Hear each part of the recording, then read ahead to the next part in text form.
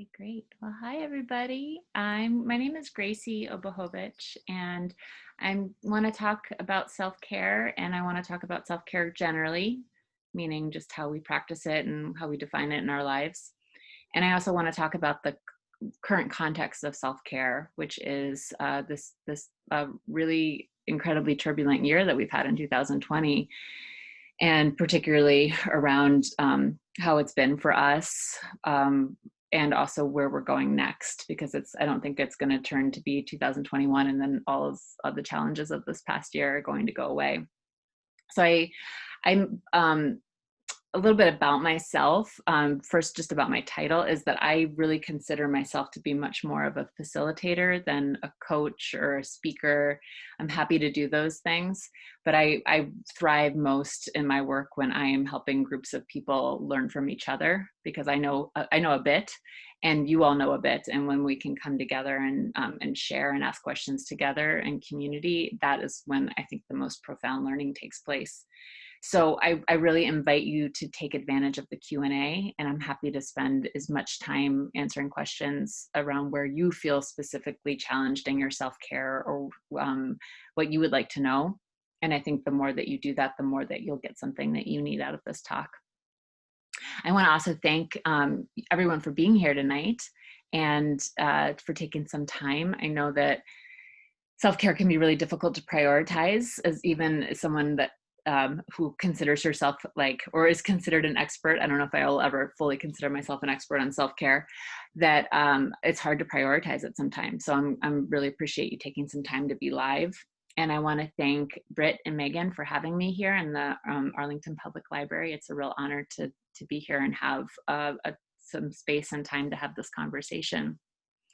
So my backstory around self-care is that the reason that I think I'm qualified to talk about self-care is that I grew up in a family where people did not practice a lot of self-care. So there was alcoholism in my family, and there was undiagnosed mental illness in my family. And as a child, I grew up in this environment. In the way that children do, I just learned from my surroundings. And I thought, this is how you move through the world. This is how you get what you want. This is how you get love, intimacy. This is how you move away from scary things like anger and fear. And as I got older, I started to look around at other people in my life and say, people are doing things with their life that are yielding results that seem to be working out better for them than me. And I don't know what that thing is, but I know that I'm not doing it. I knew enough to know that I didn't know.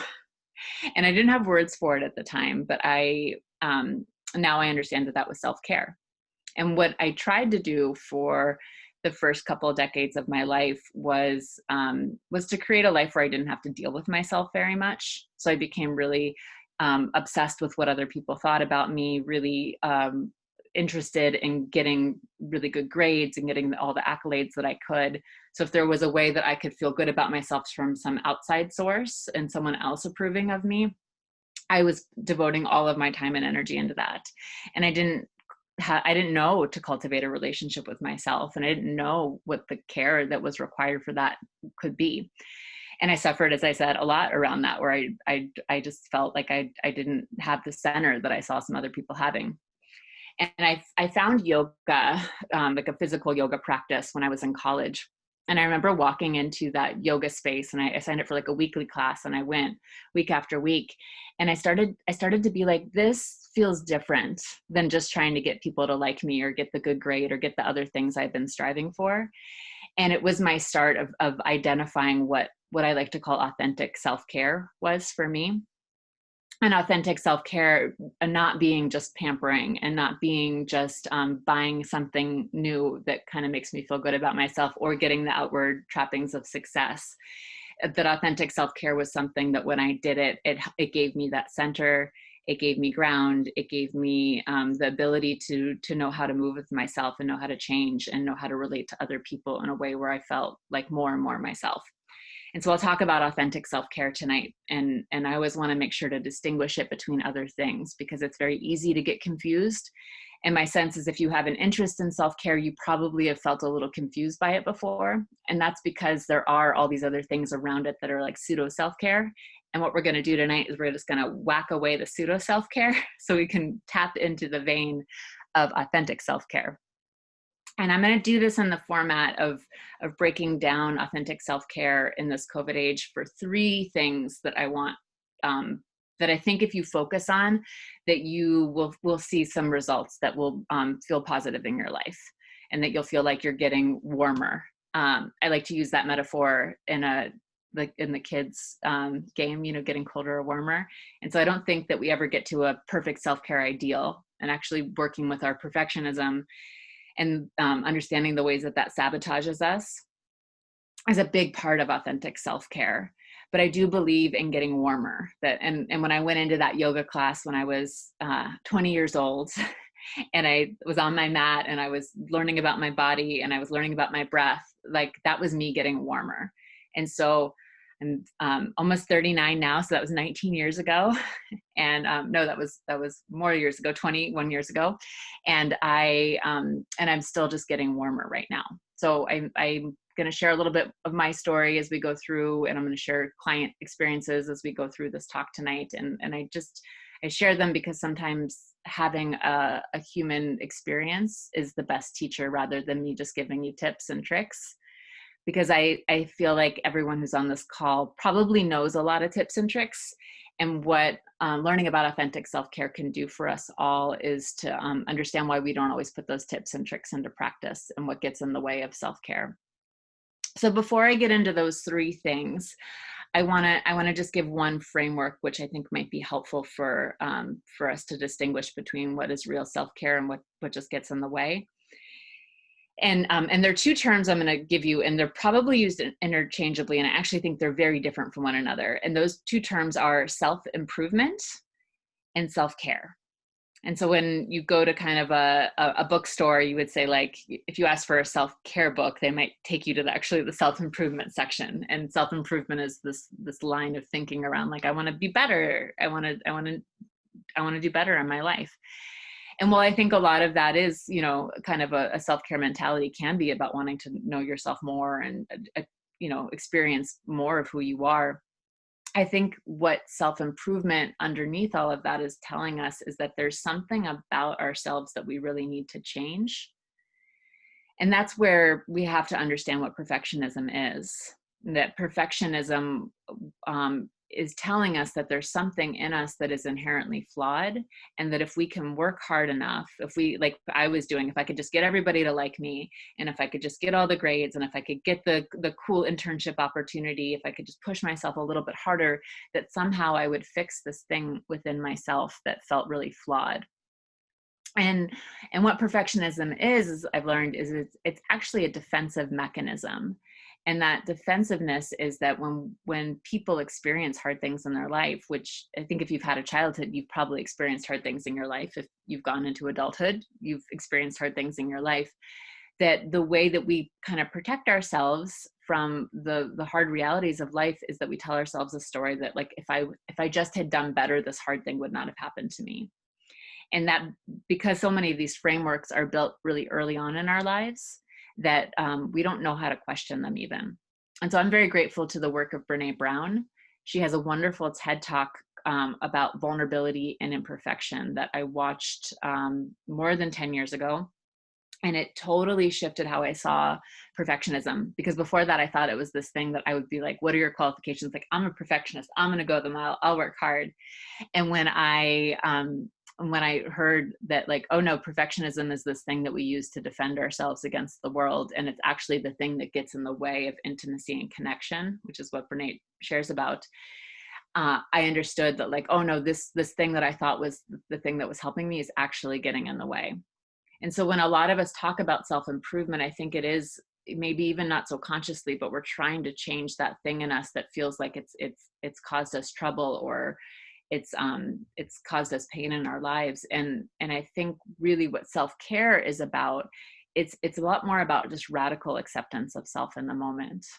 It's about an acknowledgement that we're always going to feel imperfect. And that's what vulnerability is that it's vulnerable to speak to you all right now and not know how you're receiving me. It might be vulnerable for you to show up and listen to something about self-care, but it creates space for connection. And that's not just connection to others, but that's connection to self. And it takes a lot of self-care to start to let go of perfectionism. And so that's why it's really important when we start to understand that distinction in ourselves, that this thing about trying to fix ourselves, that we actually need to start to let go of that in order to start to care for ourselves, is that we've been programmed with that operating system of self-improvements. And we live in a very perfectionistic society that tells us that if we just work harder, that we will be worthy. And a lot of us are raised in very perfectionistic kind of families, that we were pushed really hard or told that we didn't do well enough, and we struggled with that. And so with a framework, always we have to just be careful that we're turning down one framework as we're building up another framework. And the reason for that is because a framework, it stabilizes us. And the way that we see the world, even if someone else might think it's very flawed, it's really important because these are fundamental beliefs of how we orient in kind of a sea, the abyss of like, what is life itself? What is the self? And we have these things that we hold as true. And so to be able to practice self-care, we have to be willing to change. And I was talking to Britt about this before we started the workshop, that we're all being really asked to change a lot over this last year. And I've noticed in my life that some people really can go into change and like be like, yes, I'm changing right now. It's awesome. And some people are like heels dug in, like, no, I don't want to change. And all of those responses are really valid. But just to understand your relationship with change is probably going to be helpful for you in understanding about like, what is it like to actually start to bring more self-care in? Because what I found is I'm just going to use this operating system metaphor because I think people can relate. It's like, as I start to like decrease my operating system of self-improvement and download the operating system of self-care, is that it's caused me to change a lot. It's caused me to change how I see myself. It's caused me to change how I make decisions for my life. I don't think I would have started my own business teaching other people self-care if I had not already been practicing that for myself and started to see myself as someone who could have a workshop like this and might have something to offer other people. It changes relationships. I've had to let go of a lot of relationships. When I first started really enthusiastically caring for myself and realizing the power of it, I was in a long-term committed relationship with someone I thought I would marry. And when I started to make these changes, we started to realize we weren't compatible anymore in our relationship, and we broke up. And that was really hard for me to realize that, like, yes, I can stay very true to myself, and that doesn't mean that everybody can come along with me. And I mean, the good side of all of that is that I, as I've let go of relationships, I've brought on so many other relationships that are amazing. And I would not be with my current husband and have the kids that I have right now if I had stayed in that other relationship, where, knowing myself better now, I don't think I would have ultimately been happy.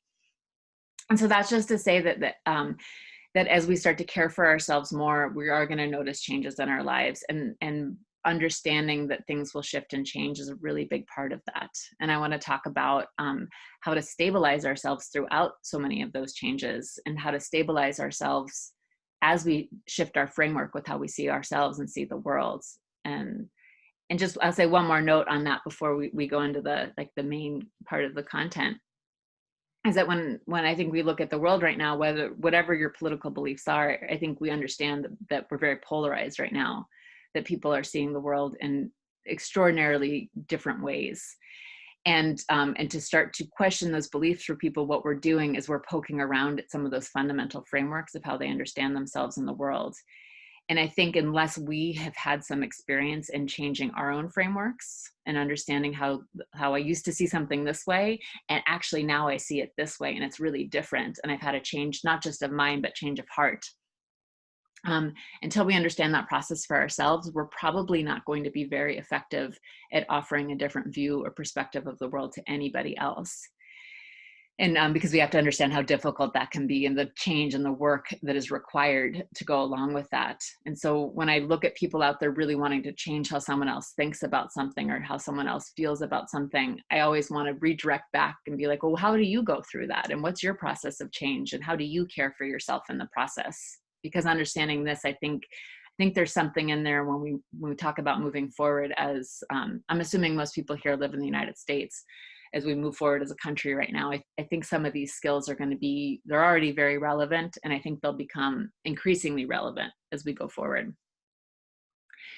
So that's the setup of all of this, is like, these are big deals. It's not, self-care is not a fluffy thing when we do it authentically. It's not just about, the massages and the bubble baths. Not that many of us are even probably getting many massages right now, but really it's about how we navigate and how we move forward. And I hope that these three perspectives that I offer can serve you in that. And these three perspectives, they line up to 3 levels of self-care. And I think if we're tending to these 3 levels of self-care, that we will be able to feel like maybe we're not doing our self-care perfectly, but we are able to feel like we're doing it authentically. And the first level of self-care is outer self-care. So it's about the body. And when most people talk about self-care, I think they're talking about this level of self-care. And it's how we eat, how we sleep, how we exercise, how we have hygiene, how we take care of the body that we have, how we feel in the body that we have. Where I see so many of us struggling, I think, in our self-care is actually something that is a pretty boring thing. And actually, I didn't give this setup before, but I think this is good, is that all 3 of the things I'm going to share tonight are really boring. Like, they're not things that you're going to be like, yes, this is like a really sexy, exciting thing that I'm going to do. They're probably things that you already know you need to do. And actually, like, the boring nature of them is in embracing that and kind of finding the magic within them is what's so transformative and powerful. And so the really boring thing that I'm going to ask you to do if you want to have a revelatory experience in your outer self-care is follow some really basic, boring routines. A little background on this. And the routines I'm talking about are like daily routines, and some of them are weekly routines of things you do once a day, things you do once a week, some things you do once a month, some things you do once a season, some things you do a few times during your life. And these are around like waking up in the morning. Like, what time do you wake up? Is that time consistent? What time do you eat your meals? Do you skip breakfast, every other day? Or are you eating breakfast at around the same time every day? It's about when you take breaks at work. Like, do you give yourself a good, lunch where you're taking a break and letting your eyes rest? It's about taking, some exercise. Like, do you give yourself time after work is over to go for a walk, or to go to, I know people aren't really going to gyms as much right now, but to do a little bit of yoga or take an online class somewhere.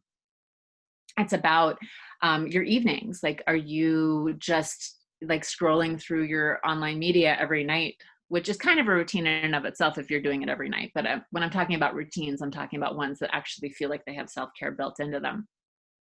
And then, like, what time are you going to bed at night? Is it the time that you feel like you're getting enough sleep? Is it consistent? Are you going to bed at 10:30 one night and then like 1:30 the next night?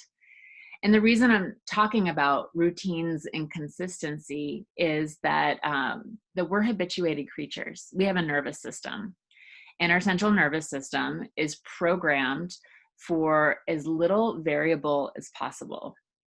And what this means is that, like, our nervous system is programmed to feel safest when we know what's going to happen next. This is because, anything that's new is actually a threat. And when I was talking about change before, of why certain people have problems with change or have a more difficult time, I do think it does go back to our nervous systems, that if you see change as a threat, and all of us do to some extent, but if you really see change as a threat, you're going to dig your heels in and just like pretend that the world is the way it always was.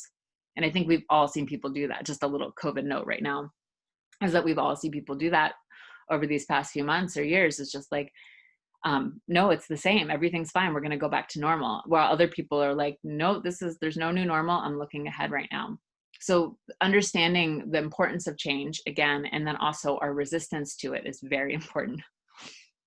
And so our habituated nervous systems, excuse me, they tell us that we should do the same things.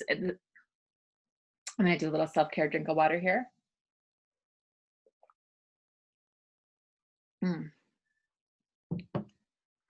So our habituated nervous systems tell us that we need to do the same things at the same times throughout the day. And when I look at, children. I have 2 children who are under the age of 3 right now. And I think about what has stabilized my family through these last months of so much change is that we do the same things at the same time every day. Is it boring sometimes? Yeah, it's kind of boring sometimes. But does it keep us all within the lines of our own sanity? Absolutely. Of knowing what happens next, of just sticking to that routine. Anyone who has an animal, that animal, like around the time it's supposed to be fed, it comes out and it starts to sniff around. When it's time to go to bed, your animal will like start to walk towards its bed. It's that even if you don't have, your watch or you're checking your phone for the time, like there's something in us that starts to anticipate what's going to happen next. And I know, like, especially for my 3-year-old, if I miss something in his routine, like he's really, really has a hard time. And so as we get to be adults, I think we tell ourselves the story that we don't really need that anymore, that we can handle a lot of variables, that we can just, be free and do whatever we want to do. And what I've learned is that I don't know that many adults that do that well with it. I'm probably, anyone who's out there who's into astrology, I'm a Sagittarius, which is all about, it's the Archer. So I'm like freedom loving, like I don't want any restraints. And that was how I lived my life for a long time. I wasn't going to go to bed, or I was going to go to bed when I wanted to. I'd skip meals all the time. I, would go on weird diets and then come out of those diets. And I was just changing all the time. I traveled a lot. And I started to understand how I was getting really imbalanced from all of that change. And I found through my study of yoga, I encountered Ayurveda, which if you are not familiar with Ayurveda, it's the sister science to yoga. So it's a more than 5,000-year-old science of how to take care of yourself, that it's based in the elements. So the elements being air, water, earth, fire, understanding that these elements that are in nature, they're actually in us because we're not separate from nature. And starting, a really big part of what Ayurveda teaches and is taught for millennia is that if you want to stay balanced, especially in your mind, you need to keep a routine for your body. And the routine that Ayurveda suggests is called dinacharya. It's a Sanskrit word that means daily rhythms with nature. And so Ayurveda says, like, you are part of nature. You need to align yourself with the rhythms of nature. That means waking up earlier in the morning with the sun. That means going to bed earlier at night and being able to, not stay up because you have electricity or internet.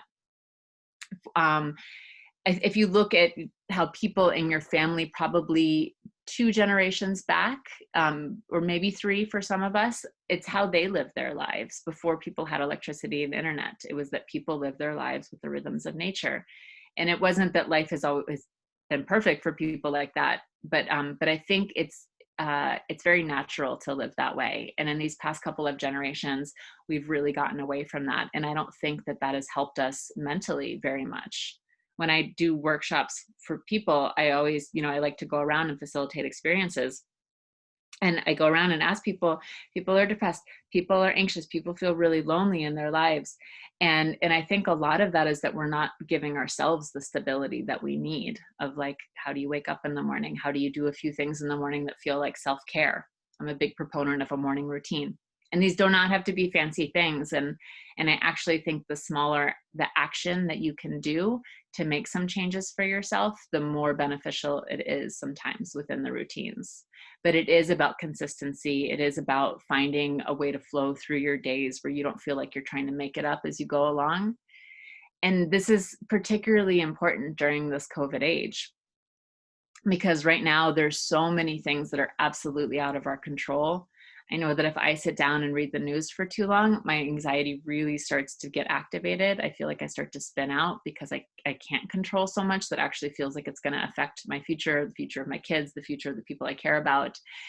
And I have to come back to like, what can I control? And it is about like, all right, well, I'm going to cook lunch now because it's like 12:30 and this is the time that I eat lunch. And, 9:30 at night, like I'm going to wind down and I'm going to start to brush my teeth and get into bed so I can be asleep by 10 or 10:30. If you feel like you're not doing this in your life, if you feel like your schedule is really erratic or you're not able to get the sleep that you want, again, I invite you to go slowly.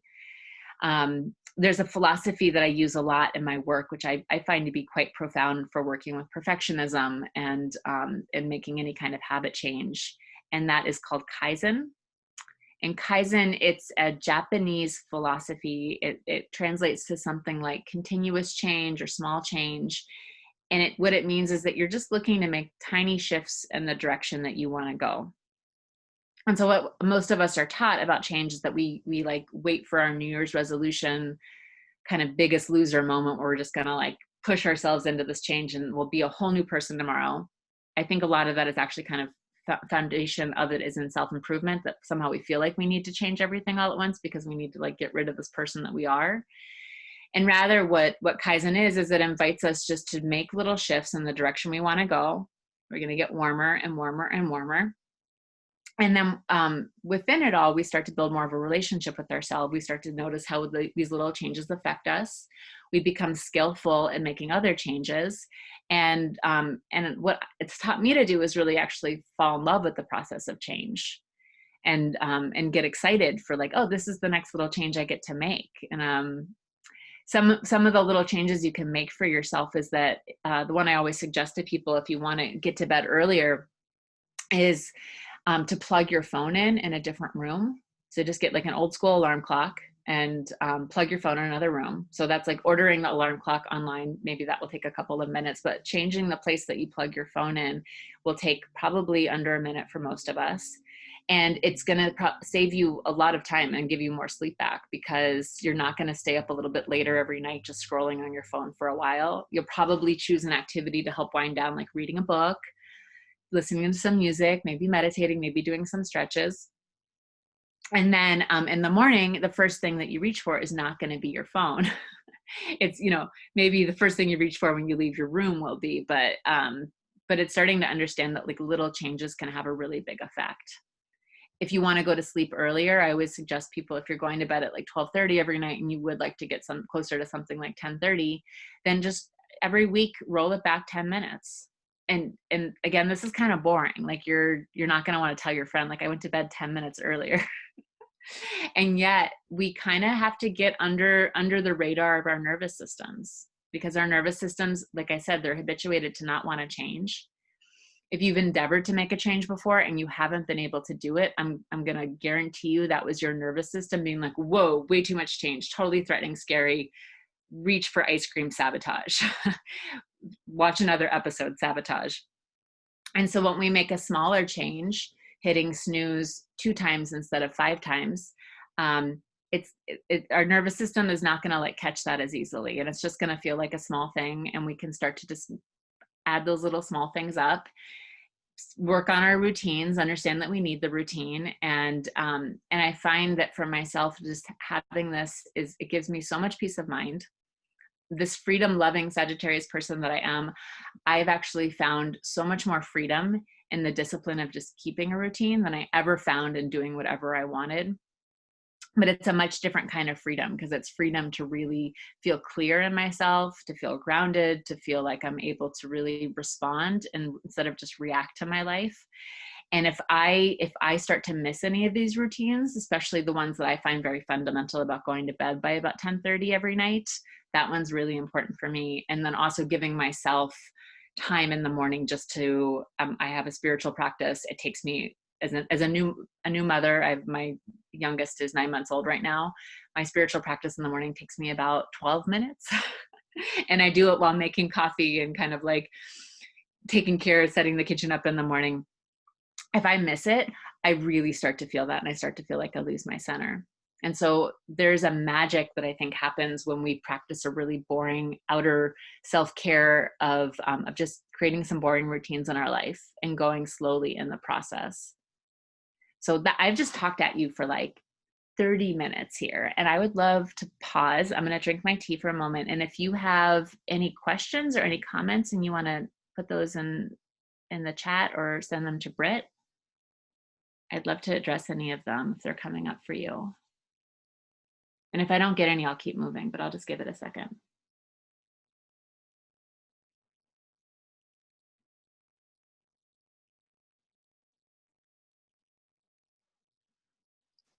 Okay, it looks like someone is raising their hand. We can't turn on the things, but feel free at the bottom. There is a Q&A.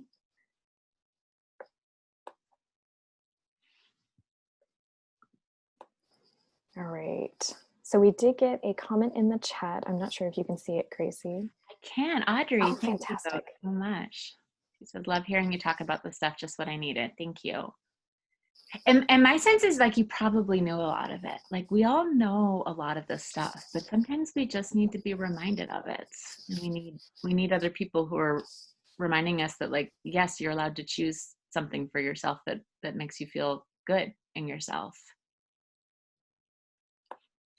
Okay, well, if you have anything, just put it in the Q&A, and I'm happy to address it. But I'm going to move on to the last 2 points that I want to make sure we have time for. And so we talked about outer self-care, right? So just to summarize, I think it's good. My brain kind of works well with summary, is that there's a difference between self-improvement, which is grounded in perfectionism, which is like a defensive mechanism against the world, and self-care, which is grounded in radical self-acceptance, embracing our vulnerabilities, and treating ourselves like a friend. And as we download the self-care framework, it will help to diminish the self-improvement perfectionistic framework. And that has to go slowly because we're hitting at these very fundamental ways that we see the world, and we need to go slowly in that. And then there are 3 layers of how we can start to work with our self-care. And the one that I just talked about was outer self-care, of how we care for our bodies. And I've emphasized the importance of how much our nervous systems really, really need routine. And that it doesn't mean that we have to keep the same boring routines forever, but rather we get to embrace this like very juicy, subtle process called Kaizen, which is just looking for little changes, getting so excited about that. I'm gonna give one more example of Kaizen, because it's so, I kind of say it's just like stupid simple, is that I make pancakes for breakfast every Saturday morning for my family. We eat oatmeal all week, and then we just have like pancakes on Saturday, and it's great. And I've always made the batter in this one bowl, and then I like scrape it in this other Tupperware, and I make it on Sunday too. And then I realized that we have this glass bowl Tupperware, and I just started to make the pancake batter in the glass bowl Tupperware. And this saved me from like not having to scrape it out, not having to wash 2 bowls. And that is Kaizen. It's just like, oh, the routine just got so much simpler. And it was one little change of just realizing that I could do that. And so that's what I'm asking you all to do, is just to like think about like little things that are so kind of stupid, simple, that it's easy to do them and you get excited about them, and just to trust that those little changes, they actually add up to big things. Michelle is saying, I'm a Sagittarius too, and I feel like you're describing me. I have no routine and a late bedtime, so thanks for the tips. Yeah, the routine, it's really like there's so much of a process in self-care that I look at as actually like self-parenting, that we are, the same way that our parents had to be for us, of like, no, it's time to go to bed, is that we have to find that part of ourself that's like, nope, it's time to go to bed. You need to eat right now, and to start to really build the muscle of that part of ourself that knows how to parent ourselves and give us what we need, even though part of us is always going to be like a child and a teenager and want to rebel at the same time. So moving on to the next layer is the inner layer of self-care. And this is the layer that's just about the way we feel inside of ourselves. So it's our self-esteem, it's our emotions, it's our thoughts, it's our dreams, our longings. And when we look at somebody else, like sometimes we can get an idea of their self-care, like, oh yeah, that's, that person looks like they take really great care of themselves, or, that person doesn't look like they take as great care of themselves. But with the inner life, it's really hard to tell for people. It's something that's very personal, and it's something especially in many cultures, but I think of Western culture a lot in the United States, is that we don't talk about this part very much. I think we're starting to get more vocabulary and more emotional intelligence and understand the importance of this. But just, to cry in public, people usually apologize a lot. It's like we still have this thing of like, I'm not allowed to show people this part of myself. And it's really, really important for self-care. When I came to self-care, I was just about sort of like practicing habits and doing yoga, and I kind of thought that I knew this part of myself.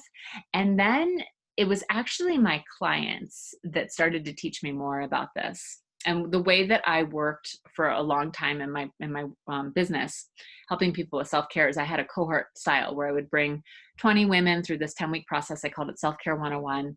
And we would work on 10 habits. And I really designed it so it was just about like, this is how you create habits that are based in like nature-based rhythms. This is how you change. And I was a little unprepared for the emotional process that would start to come up for people. But we would have these retreats at the end of our 10 weeks, and people would just share, and they would share such beautiful things, and they would cry, and they would talk about these like deep things in their life. And I was like, oh, this is really important. I remember leaving. It was like one of the first retreats I led. And after this, we have a closing circle, and afterwards I had to like go take a moment and be like, what is happening here? This is really profound. And I'm actually not entirely comfortable with this. And I realized that what I needed to do was learn how to deal with that part of myself a little bit better. And that my whole journey of that is really about finding, therapists that understood me. It was about finding coaches that could really understand me and help me understand this part of myself, finding fellowships and communities of people that were practicing self-care that could model emotional intelligence and vulnerability. And I started to see the power of that. And I started to grow in my capacity to do this. But what the really boring thing that is really profound and so hard to do that you need to do if you want to tend to this part of yourself is that you need to learn how to feel your feelings. And this is another distinction in self-care that I think is so important, is that we want to feel feelings.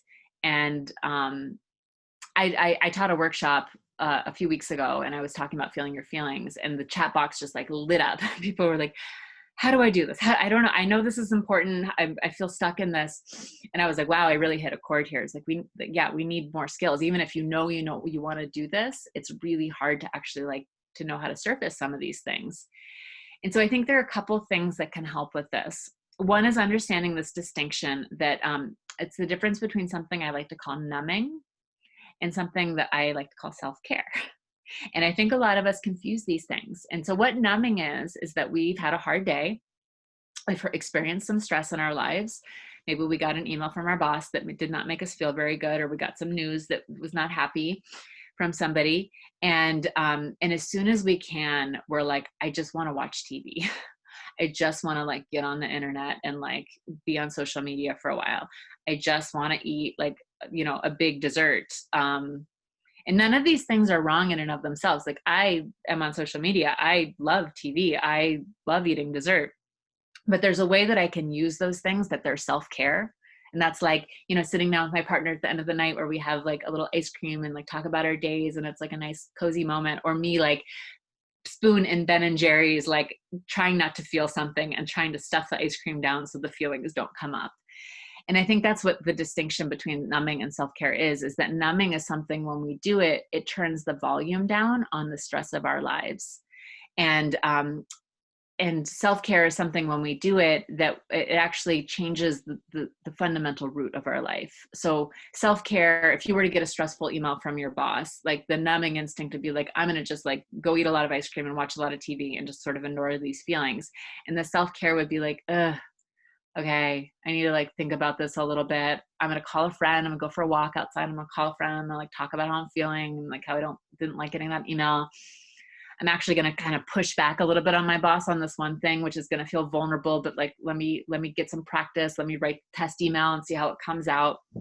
All of that is hard. That's like lifting weights. And probably some of it we don't really want to do.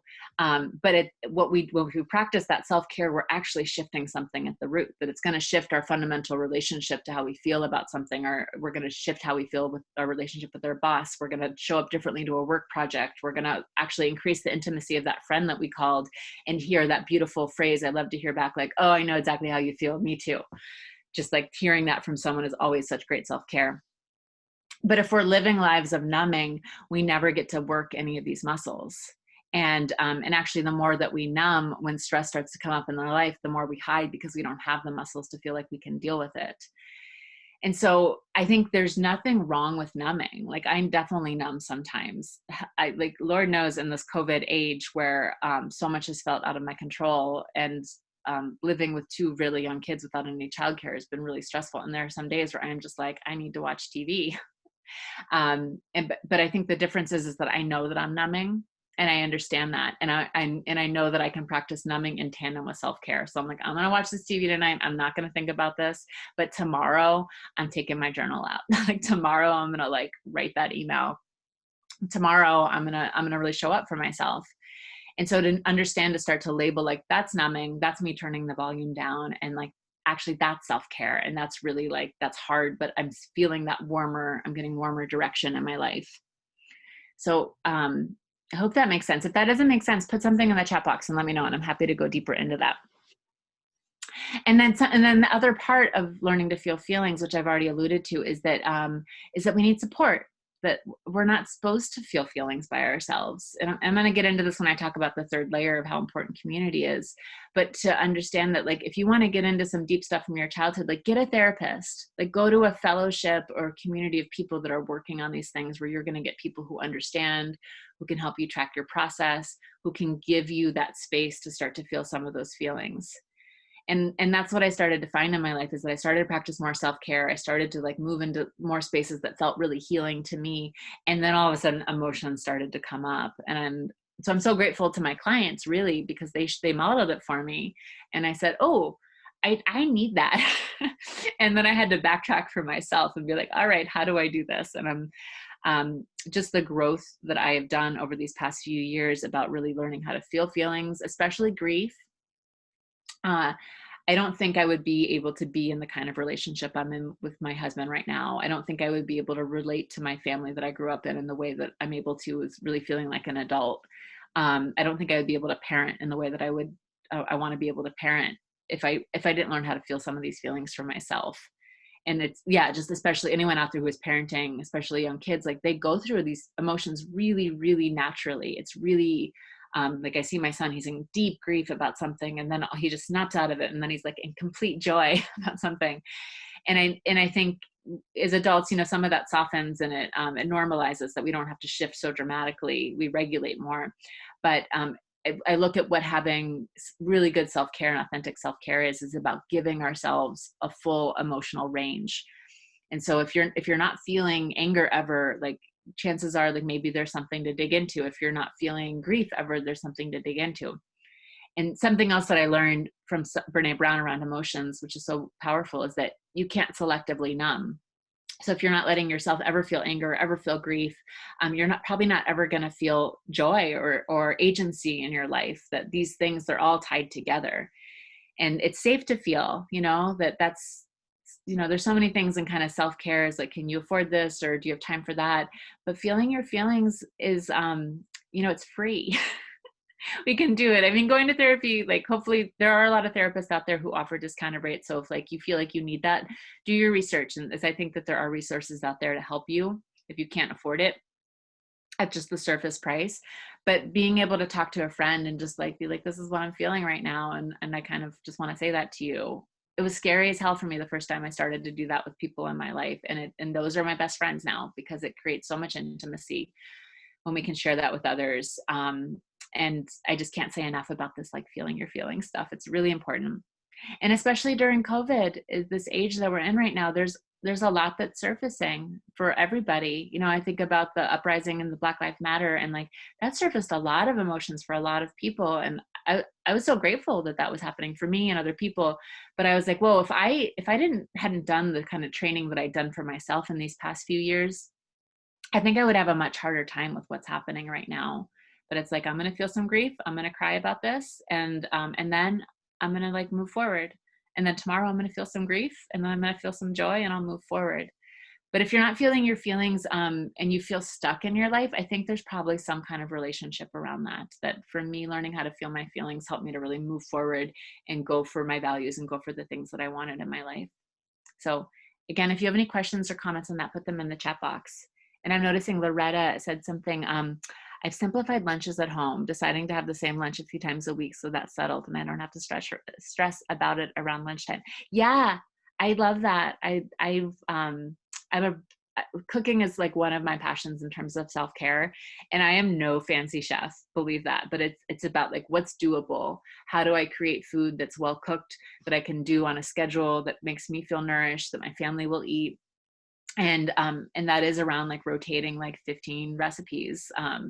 It's trying a new one every now and again. Sometimes one goes out depending on the season, but just I think the word simplified that you use is so powerful, that a lot of us kind of feel like if we do something, we have to do it awesome and Instagram it. And I'm about a boring lunch, as long as it tastes good and you feel like you get your needs met with it. And that again is just about like embracing the power of boring self-care in our lives. So the last layer of self-care is one that Ava was saying. I'm sorry, I was disconnected. You were telling two important things in addition to habits. You mind telling them each in one sentence again? Yes. Okay. In addition to the habits, which I was talking about with routines, I was talking about the inner layer of self-care. So about how we feel in ourselves, how we feel about ourselves, how we feel in the world. And I was saying that if you feel like you're having trouble feeling your feelings, it's important to start to look at numbing. And so to look at the things that you're doing in your life, that you do them so you don't have to feel things. And that can be drinking for some of us. That can be watching TV. That can be over exercising for some people. That can be scrolling mindlessly on social media. It can be food. It can be dysfunctional relationships, about like, if I'm obsessed with what you're doing, I don't have to pay attention to myself. If I'm waiting for you to text me back and I'm feeling really nervous and anxious about that, then I don't have to pay attention to myself because I'm totally in you. So all of those are numbing things, and they kind of help us not have a relationship with ourselves. We're going to do them a little bit in our lives, but what we also need to be doing in tandem is self-care. So that's about like, this person, they don't text me back, it makes me feel anxious. Like maybe they're not the right person for me. I think I need a boundary. That's self-care. You know, understanding like, drinking is kind of a lot for me, and I think I need to take a break, or, I think I might need some help with this. Like that's self-care. So I don't know what it is for you, because I don't know your flavor of numbing, and I don't know how that shifts and ebbs and flows with seasons of your life. But I think as you start to pay attention to yourself, you will know that. And the distinction I like to give between numbing and self-care is that when you are numbing, you'll wake up in the morning and you won't really feel that great about what you did. You won't feel great about watching that extra episode. But if you do self-care, it might be hard in the moment, but you'll wake up the next morning and you'll be like, yeah, I did that. And it'll create this like empowering narrative for you. And then the other thing I was saying in there was just support, that you need to get support. You can't really do this feeling stuff by yourself. Like you need trained professionals are great, friends who really, know how to do these things themselves, communities, all of that is great. And which brings me perfectly into the last part of what I wanted to share about, which is this third layer of self-care. And it's one I actually had absolutely no idea about when I started to teach people about self-care. And what it is community. And, I think before I thought like, you go into this, you get good self-care for yourself, you have better self-esteem, you're able to sort of like show up with more agency in your life. It's this nice thing. And when I began working with groups of people and seeing how people related to each other and how people form relationships with each other, and how important it was to have space to just talk about these things, of like having space to talk about our grief, having space to talk about the ways that we're changing or the ways we want to change, to have communities of people that hold our dreams with us, to like listen to our longings, that I saw that we were so hungry for community, and that our culture it's not Western culture, kind of in the more traditional sense of like the nuclear family, like it's not really set up to have very much community. That we're taught that you make it happen within your own family, or if you're single, you kind of make it happen with yourself and your friends. And I think a lot of us are out there feeling really, really lonely and disconnected right now. And COVID, I don't think COVID started any of that. Like, I think what COVID has done is actually it's accentuated that it's given us space to kind of take a break from our busy lives, where we're just sort of like going through the motions. I think a lot of us are doing things that are sort of satisfying, but they're also just way more stressful than they feel like they need to be. And as we start to pay attention to ourselves, we're saying like, but I miss people, and I don't feel like I'm maybe having the people I want to be real with. And so understanding the importance of community is such a big part of self-care, and starting to figure out how to give that to ourselves is such a big part of self-care. And I think when we can start to find people that are wanting to have this conversation, wanting to, that are really at the heart of it all, like really wanting to change and really wanting to go through this process of change and evolution and growth is people, that that we start to like realize how hungry we are for that and that we need that support to grow. There's this narrative around like kind of the hyper individualism, which I think is really becoming outdated, that that if you feel like you have to do it all yourself, like that's something to start to look at in yourself. And what happens when we go into community are two things. One is we get support. And as I was saying, it's really important to get support, because as we grow, we need people that want to grow along with us and kind of be in relationship with that with us. And then the other thing that happens, which I think is so powerful, is something I like to call commonality. And what commonality is the idea that if we're all feeling really anxious and depressed and lonely and disconnected, or most of us are, let's say that, and we sit around in a circle and we talk about that, and we all say it, like, I think there has to be a point where we start to say, like, is this me or is this just culture?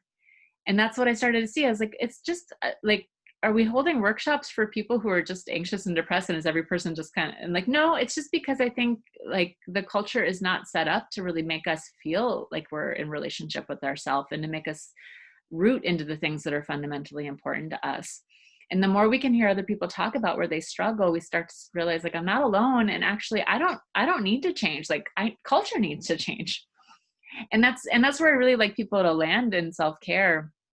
Is to say, like, you know, I've worked so hard on trying to fix myself, and I'm actually realizing like I'm pretty awesome. Like, of course, I'm going to work on things and I'm going to learn and grow, but like I don't need to fix myself, but actually I need to fix culture because this culture is not set up for people to thrive. And I think the more people that can come to that realization for themselves, the more that we can start to create a movement of people who are saying like, no, we don't want it to be this way. Like we want boundaries around our work and our life. We want to be able to talk about feelings with people. We want to be able to, you know, have a relationship with nature that is not just about like us, you know, driving through the woods every once in a while, but really we feel connected to things. And we need people who are all committed as individuals if we want to create those kind of movements. And so I know that can feel kind of overwhelming to hear. And I don't hope people aren't feeling that like, okay, one more thing I have to do in addition to kind of like surviving life in COVID right now. But just to inspire you that like, I think as we move warmer and warmer, like as we get to a true north, a lot of that is about us realizing that like we have power, not just for our own lives, but we have power to help each other. And so I wrote a book, and it came out last year, actually right around this time at Thanksgiving. I was doing the first readings. It was released on Black Friday. It's called Self-Carefully, and it's a book about how to use self-care to orient through your life. And rather than something you do, it's about how to understand how to use self-care as a way to work with any challenging issue that comes up or any mundane issue. And so it's a highly illustrated book. My friend Maria illustrated it, and each one of the vignettes it's a topic. So this one's self-care and oil, and why oil is really important in terms of like putting oil on your body and why that's important in Ayurveda. Self-care and setting boundaries, self-care and eating lunch. But there was one I wanted to read because I think it's really powerful in terms of self-care. It's self-care and intimacy. And I think it's powerful in this COVID moment. I know we're right at time, so it's a short one, and then I'm going to say goodbye. It says, self-care and intimacy. We cannot practice self-care alone. As human beings, we've evolved in relationship. Banding together with tribes ensured our survival. Warmed by the fire, we relaxed with our people through the long nights. Today, we often feel attracted by other people, and we lean in closer. From the heightened energy of connection, we create things, paintings and dinners, maybe babies. We are also connected to people we don't know, although the conveniences of modern times make it easy for us to ignore our interconnectedness. We buy meat wrapped in plastic, forgetting who raised and slaughtered the animals. We drop our kids off at daycare without really knowing who the people who spend their days caring for them. When we begin to think critically, we see how much we need each other. We seek out connection, yet too much contact with others can feel cloying or anxiety-provoking. Our softened boundaries confuse our emotional senses. Are you upset or is it me?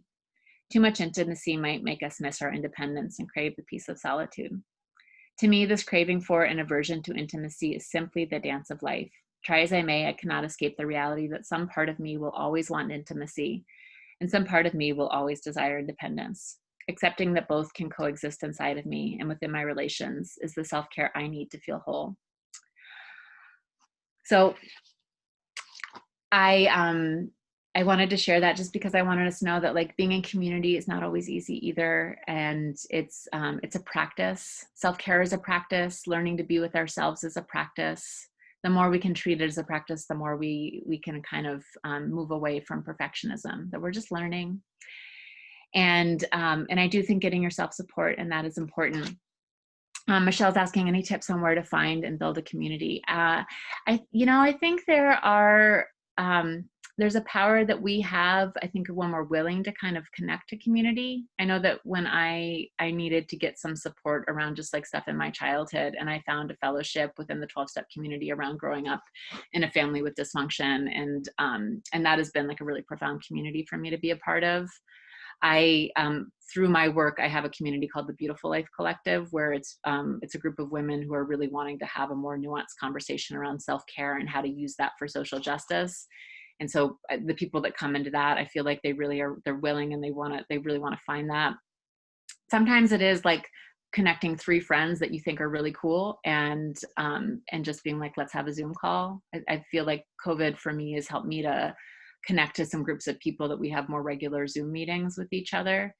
And it can be lonely sometimes. I think that within COVID, especially, we have to make some space to be lonely. And I think a lot of us, I hope people are not planning to travel during the Thanksgiving holiday. The things are really bad right now. And I'm kind of setting myself up to have like a bit of a lonely Thanksgiving, and just to like know that you're not alone in that, and that's part of it as well.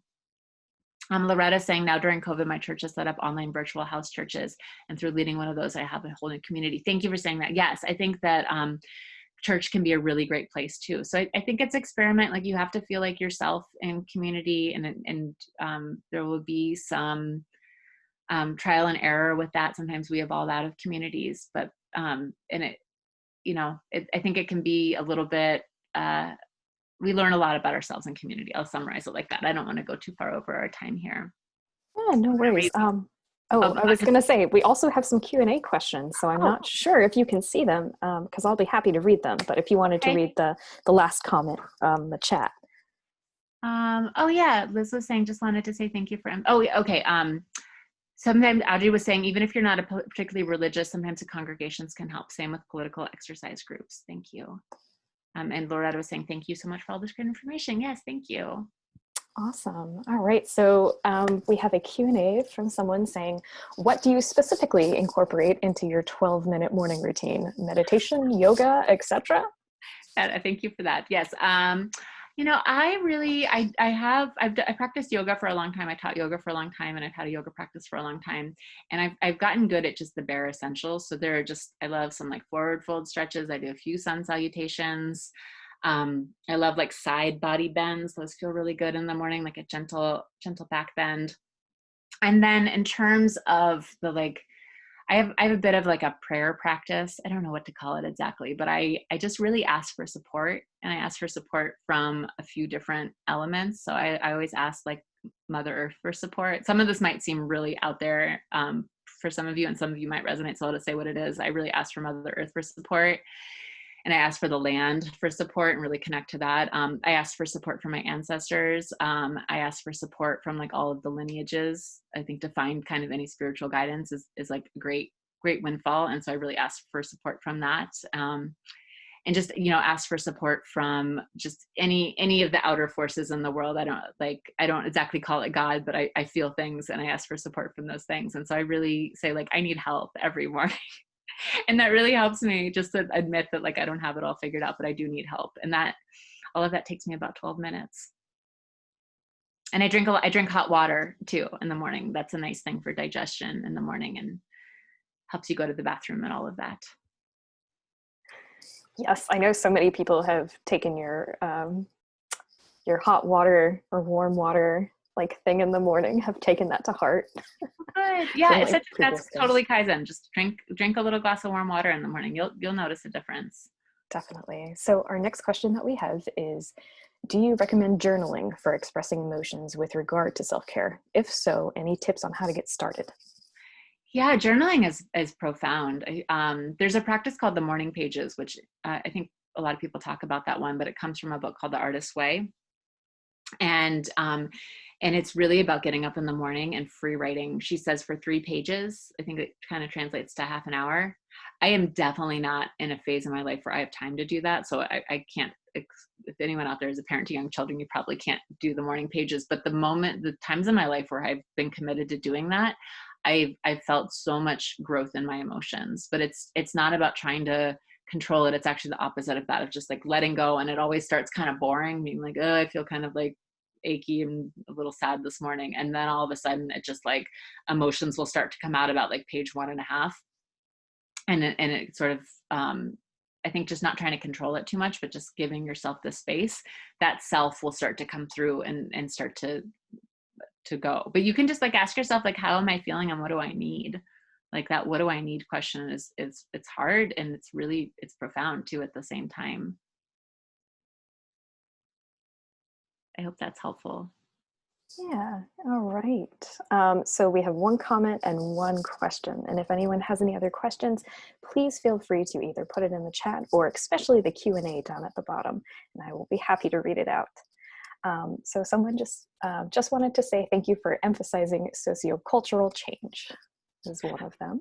Oh, yes. I feel I learned so much about how those two are connected, that like, if we really want to change the world, like we got to change ourselves. Mm-hmm. Another question that we have is, any advice for single parents? Yes. Well, actually, I'm not a single parent. I would say that, but I was raised by a single mom. And I mean, when I've watched my friends go through this process, I think what feels so important is around support of finding people out there that are going through a similar experience. Because what I've found for myself is that I can go through really hard experiences in my life, and I can go through experiences where I'm pushed to my max, but where I really suffer is when I feel like I'm alone. And so if you're surrounded by people who are not single parents, who are either not parents or parenting in partnership, um, I think it's probably going to be helpful to find other people that are not just going to, who are single parents, and people who don't just complain about the experience, but people who are able to, honor the challenge, but also find an empowering narrative around it. And that's something, there's so much of self-care that we didn't get to talk about tonight. This is something I've been studying for like 10 years, but I wanted to just focus it as much as I could on where we are right now. But I do think a huge part of self-care is around narrative, that learning how to look at a situation and say, yeah, I could tell one story about it, but I actually want to tell another story about it, because that story, it feels better and it's more exciting and there's more room for hope and possibility in it. And I think that's, for all of us right now in this COVID age, to start to look at narrative and look at where the possibility in our stories is profound. But for single parents in particular, I think to look at the people who are supporting you as a parent and to look at their narratives and to see where you can seek out people that have an inspiring narrative who can help you remember your narrative. And then also just, I think, routines and really prioritizing your self-care. So like over cleaning, I know that can be hard, but like there may be some nights where like things don't get cleaned up very well, but you get to go be in the bath while your child goes to sleep. I don't know what age your children are. But I do think the support piece and knowing that you're not alone in the journey might be important too. So for as much as I can talk about that, that's what I will say. All right. And then we have one last question. Besides your book and her book, how can we learn more? Yes. I'm assuming you're saying, how can we learn more about the work that I do? And I have a website, and it is Self-Care with Gracy. I'm just going to type it up and put it in the chat box right now. And I have an ongoing course that I open up for membership a few times. I was talking about the Beautiful Life Collective. And I think if you want to know more about the self-care I teach, that's an excellent way. It's a monthly fee. So you can join for a month. It's very affordable. I have a sliding scale pricing for people. So it's really affordable for everybody. It's not currently open for membership, but you can go to my website and join my mailing list. And then when it is open for membership, I'll send everyone an email. I have a podcast called Self-Care with Gracy. You can listen. My book, Self Carefully, and then I do send out an occasional newsletter as well, where I'll talk about self-care and how it relates to what's going on in the world too. So thanks for that question, Audrey. Oh, someone said you don't see a link to my website. It's selfcarewithgracy.com, and Gracy is spelled Gracy.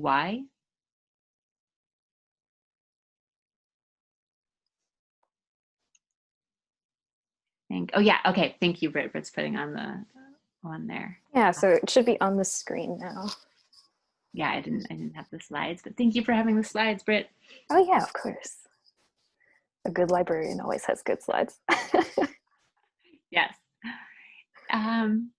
If there's anything else, I'm happy to stay for another minute, but if there's not, then I can just say thank you so much. I really loved seeing the chat box and seeing your all's engagement. I invite you to just be gentle with yourself in the process. After I gave a lot of information tonight, and don't feel like you have to wake up tomorrow morning and be a whole new person. Again, that is self-improvement and perfectionism. Just look at where you can start to add a little bit of self-care. Drink a little warm water tomorrow, maybe do a little stretch, maybe ask someone for support, and just keep showing up for yourself. That if you meet a new friend, you're not going to go to coffee once and feel like you're best friends with them. It's like relationships, they take a lot of intimacy and they take a lot of work.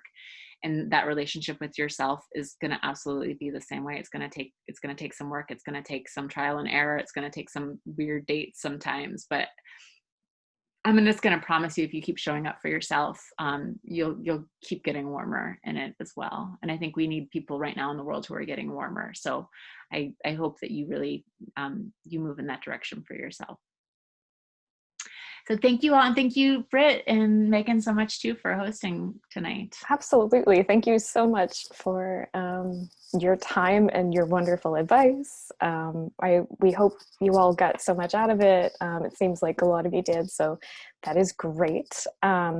We are always willing to do library programs. If you have any suggestions or anything, feel free to reach out. My contact information is on the slide.